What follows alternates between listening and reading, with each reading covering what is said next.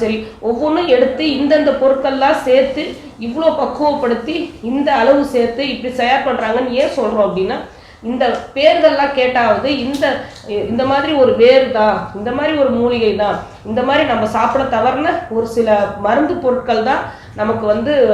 பக்குவம் செய்யப்பட்டு மருந்தாக நமக்கு கிடைக்குது அப்படிங்கிறது நம்ம எல்லாருக்குமே தெரிஞ்சுக்கணுங்கிறதுக்காக தான் நாங்கள் ஒவ்வொரு சித்தா மெடிசனும் பேர் சொல்லி இதை எப்படி தயாரிக்கிறாங்க அப்படிங்கிறதையும் சொல்லிகிட்டே வரோம். ஸோ நவீன மருத்துவம் எடுத்துக்கும் போது நம்ம சித்த மருந்து எடுத்துக்கலாமா அப்படின்னா, நம்ம சித்த மருந்துகள் அப்படிங்கிறது இப்போ நவீன மருத்துவத்துக்கு இப்போ ஜுரமா இருக்குன்னு வச்சுக்கோங்களேன், நவீன மருத்துவம் நீங்கள் எடுத்துக்கிறீங்க, அந்த மருந்துகள் எடுத்துக்கிறீங்க, அப்போ ஒரு பிரண்டை துவையல் சாப்பிட்றீங்க அப்படின்னே வச்சுக்கலாம், இல்லைனா ஒரு ரசம் சாப்பிட்றீங்க அப்படின்னே வச்சுக்கலாம். இப்போ கண்டந்திப்பிலியை கண்டந்திப்பிலி தனியாவை கொஞ்சம் நல்லா இருமலாக இருக்குது, வறட்டு இருமலாக இருக்குது, தனியாவை லைட்டாக வறுத்துட்டு கண்டந்திப்பிலியும் மிளகும்